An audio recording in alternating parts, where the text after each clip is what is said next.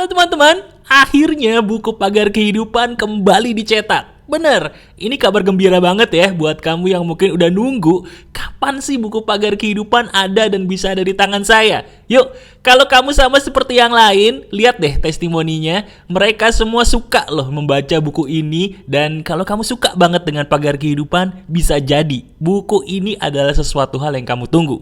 Nah sayangnya bukunya tidak saya cetak banyak. Kalau kamu mau banget buku ini, ayo buruan lihat deskripsi. Cara belinya ada di deskripsi video ini. Ikuti petunjuknya. Mudah-mudahan masih dapat. Hidup ini lucu ya. Entah kenapa apa yang kita mau banget, dia mental dari hidup kita. Tapi begitu kita nggak mau lagi, datang tuh sesuatu hal yang benar-benar kita cari selama ini. Kok bisa gitu ya? Yuk kita bahas. Ini menarik nih.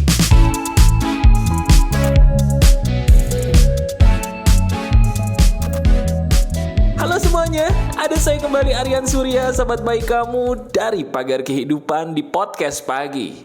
Iya, ngerasa gak sih kalau hidup itu bener-bener lucu sebenarnya? Apa yang kita inginkan entah kenapa selalu mental atau pergi dari hidup kita ya. Tapi anehnya ketika kita udah gak menginginkannya lagi, udah capek, bahkan dalam tanda kutip udah nyerah bahkan, kok hadir tuh segala sesuatu yang kita cari atau kita mau. Aneh tapi nyata. Nah sekarang yuk kita main aja. Izinkan saya sebagai sahabat kamu untuk kembali hadir di video ini. Kita main yuk, main menggunakan pikiran. Saya akan mengajak kamu untuk berpikir sekaligus bermain untuk menemukan sebuah jawaban. Kenapa ya? Kok apa yang saya mau mental, tapi begitu capek dia datang. Nih, ini penjelasan ilmiahnya dan apa yang kamu dengarkan ini bisa kamu uji. Yuk, kita langsung. Sekarang saya minta tolong, apapun yang sedang kamu kerjakan, tetap kerjakan aja. Tapi sambil mendengarkan saya minta kamu membayangkan sesuatu. Wah, ini menarik nih. Ngebayangin apa, Mas? Coba ngebayangin sesuatu hal yang namanya perasaan pengen banget. Wah, ini mantep nih. Pokoknya saya nggak tahu kamu lagi pengen apa. Coba kamu rasakan sebuah perasaan yang betul-betul tuh kamu pengen banget hal itu kejadian. Coba misal ya, ceritanya saya adalah kamu yang lagi pengen banget dapet jodoh. Nah sekarang rasain sebuah perasaan yang betul-betul pengen banget dapet jodohnya. Ayo, rasa pengen banget itu kamu rasain. Sudah? Udah kerasa rasa ingin bangetnya mendapatkan sesuatu? Nah sekarang sambil kamu tetap merasakan, saya ingin ngasih tahu sesuatu. Gini, sadar atau tidak, perasaan pengen banget akan sesuatu itu sebenarnya kalau kita jujur ya, itu dasarnya adalah perasaan egois. Saya ulangi, sambil kamu tetap merasakan perasaan pengen bangetnya tadi kamu rasakan deh, di dalam perasaan itu ada yang namanya rasa egois. Sadar nggak? Nggak sadar? Oke, saya jelasin penjelasannya supaya kamu sadar sebagai sahabat saya. Gini, perasaan egois itu apa sih? Perasaan egois itu adalah sebuah perasaan di mana saya maunya ini, yang lain nggak boleh. Saya maunya gini, yang lain nggak boleh protes, nggak usah protes. Itu egois. Ketika kita menginginkan sesuatu pakai banget, egois itu muncul kan? Dan perasaan egois itu, saya tanya, negatif atau positif? Apa? Negatif? Positif? Betul, negatif. Udah jadi hukum alam. Barang siapa yang memancarkan perasaan negatif ke dalam hidupnya, otomatis yang datang negatif juga. Itulah sebabnya kenapa kalau kita lagi pengen banget akan sesuatu malah gak dapet. Bukan karena Tuhan itu jahat, bukan karena semesta raya tidak mendukungmu, bukan. Tapi ketika kita pengen banget akan sesuatu tadi, di situ perasaan egois lah yang sebenarnya bersembunyi di dalam batin kamu. Dan perasaan egois itu kamu setuju. Itu negatif, Mas. Barang siapa yang menampilkan perasaan negatifnya kepada semesta raya pun dengan seizin Tuhan akan mengembalikan hal-hal negatifnya kembali kepada kamu yang memancarkannya pertama kali. Jelas sampai di sini? Nah, itu tuh. Itu penjelasan ilmiahnya untuk menjawab kepada kamu, kenapa kok kalau kita pengen banget sesuatu malah nggak dapet. Itu jelas ya. Nah, sekarang gini.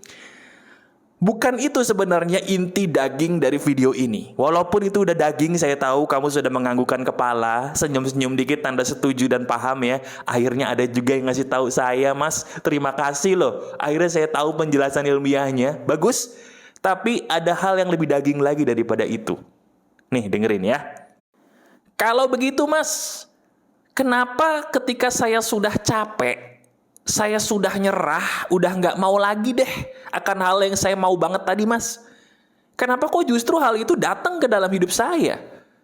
Anehnya tuh gitu, Mas. Contoh nih, saya lagi cari kunci motor hilang. Saya pengen banget tuh kunci motor ketemu. Begitu dicari nggak ketemu, Mas. Bener nggak ketemu. Saya udah ngobrak-ngabrik sana sini nggak ketemu tuh kunci. Tapi begitu saya udah capek, udah nyerah, udahlah nggak usah dicari lagi.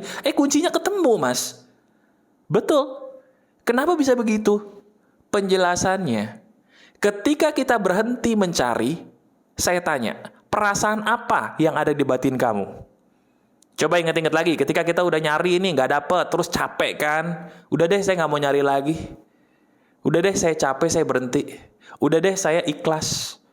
Perasaan apa yang muncul di batin kita ketika kita sudah tidak mencari lagi apa yang kita pengen banget tadi? Betul, perasaan yang muncul dalam diri kita adalah perasaan ikhlas. Sekarang saya tanya, menurut kamu perasaan ikhlas itu perasaan yang positif kah atau negatif? Jawab. Positif apa negatif? Betul, positif. Nah, sekarang kalau kita mancarin perasaan positif dari dalam diri kita, otomatis masuk akal kan, yang kembali lagi kepada kita adalah hal-hal yang positif juga, betul. Itulah sebabnya ketika kita berhenti mencari akan sesuatu, kan kita ikhlas tuh secara nggak sadar. Nah, keikhlasan itulah yang kita pancarkan kepada semesta raya dan dikembalikan oleh semesta raya seizin Tuhan dengan hal-hal positif yang bahkan lebih besar daripada apa yang kita cari. Itulah kenapa ketika orang nyari jodoh nggak ketemu, tapi begitu udah nggak nyari ketemu, malah ketemunya yang bagus lagi, bener nggak? Iya kan? Ketika kita mencari barang, nggak ketemu tuh barang. Kalaupun dipaksa ketemu, dapetnya yang ya gitu deh. Dibilang bagus ya nggak bagus-bagus banget gitu barangnya. Tapi begitu kita udah nggak nyari, kok malah ketemu yang bagus. Penjelasan ilmiahnya ini semua yang saya jabarkan tadi. Jelas ya? Paham? Alhamdulillah. Nah, sekarang gini. Kalau begitu, kita ini harus gimana? Kita udah tahu nih, kamu sebagai sahabat saya, alhamdulillah diizinkan Tuhan ketemu video ini udah tahu penjelasan ilmiahnya. Bagus. Kalau gitu saya harus gimana, Mas? Di dalam menghadapi keinginan-keinginan saya. Boleh nggak saya punya sebuah keinginan? Atau jangan-jangan kita nggak usah punya keinginan aja deh, Mas? Gimana tuh, Mas? Jawabannya simple. Maaf nih, saya harus menggunakan sebuah perumpamaan. Perumpamaannya kadang-kadang nyeleneh ya. Tapi nyelenehnya ini justru karena paling betul dan paling pas nih perumpamaannya. Sekarang coba ingat-ingat. Tadi kita buang air kecil. Nah, pas buang air kecil nih, maaf loh ya. Saya harus pakai perumpamaan ini karena ini paling pas. Ketika kita buang air kecil, paling enak itu buru-buru atau dinikmati? Jawab dulu tuh. Ayo ingat, kita lagi mau buang air kecil nih. Enaknya buru-buru atau dinikmatin? Dinikmatin. Nah, hidup itu juga begitu terhadap permintaan kita. Kita minta sama Tuhan, terus minta. Iringi dengan sedekah, bagus. Tapi setelah itu, udah dinikmatin aja hidup kita. Dinikmatin hidup kita. Jadi gak usah mikirin tadi saya minta ini mana. Gak usah. Please. Gak usah dipikirin kapan terkabulnya. Gak usah dipikirin bagaimana cara terjadinya. Gak usah. Yang perlu kita lakukan, abis minta, Abis berbuat baik atau beramal balik, salah satunya melalui sedekah, contohnya. Abis itu lupain nikmatin hidupmu. Gitu caranya.